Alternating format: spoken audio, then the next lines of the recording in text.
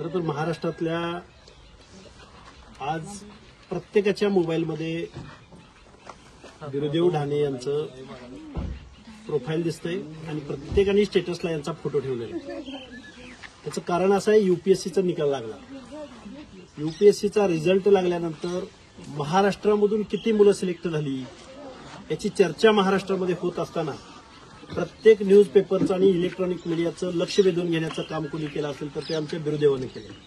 कारण काल ज्यावेळी रिझल्ट लागला त्यावेळी तो मेंढ्यामागे होता आणि आजही पशुपालक समाजाची, मेंढपाळ समाजाची काय अवस्था आहे हे त्याच्या कृतीमधून किंवा त्याच्या वास्तव परिस्थितीमधून महाराष्ट्रानं बघितलं।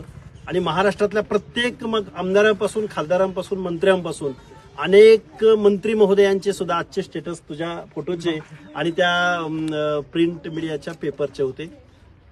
खरं तर उत्सुकता खूप होती। आम्ही पेपरला बघितल्यानंतर कधी एकदा तुझ्याकडे जाईल असं झालं होतं। रात्रभर प्रवास केला, दिवसभर हे करून मी बेळगाववरून इकडे तुझ्याकडे आलोय। सांगण्याचा उद्देश असा आहे की ही एक गोष्ट प्रेरणादायी गोष्ट आहे। सामान्य कुटुंबामधल्या आणि प्रतिकूल परिस्थितीवर मात करून, कुठलीही अनुकूलता नाही, घरामध्ये ग्रॅज्युएशन हा पहिल्यांदाच झाला। 10वीला मेरिटमध्ये, 12वीला मेरिटमध्ये, सीओईपीचा विद्यार्थी, इंजिनिअरिंगचा विद्यार्थी, बरोबर? कुठला ट्रेड होता? सिव्हिल इंजिनिअरिंगचा ट्रेड असताना मानवशास्त्रासारखा अँथ्रोपॉलॉजी हा विषय घेऊन एका इंजिनिअरिंगच्या विद्यार्थ्यानं मेन्स परीक्षा क्वालिफाय होऊन इंटरव्ह्यू पर्यंत येणं हे खरं तर स्पर्धा परीक्षा देणाऱ्या मुलांसाठी ही प्रेरणादायी आणि ऊर्जादायी गोष्ट आहे।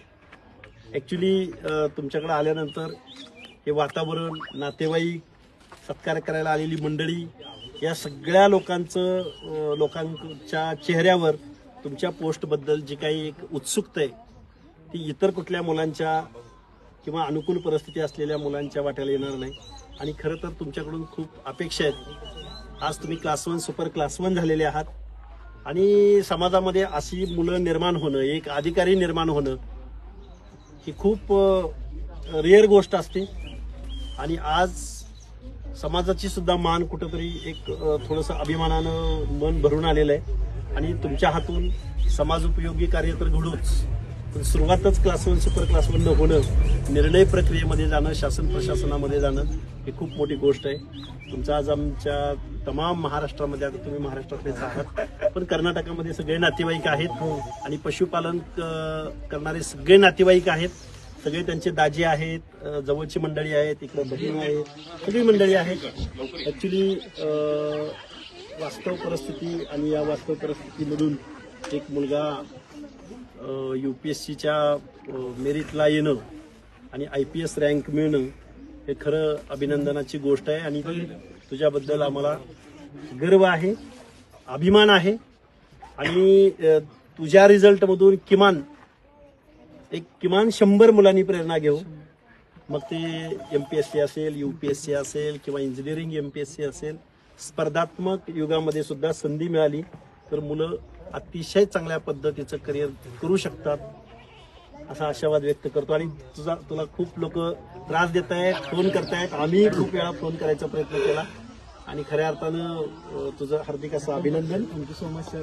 ऍक्च्युली मला I would take this opportunity to say the sorry to Lakshman sir, because I promised to meet the sir at the Belgaum itself, but because of certain circumstances I traveled from Belgaum to the Jodhpuri at my Didi's place, but the sir had determined to meet me, so from the bottom of my heart I said very thank you to the Lakshman Hake sir. Thanks. तर तुझ्या आम्हाला हे करायचे, व्यक्त करायचे।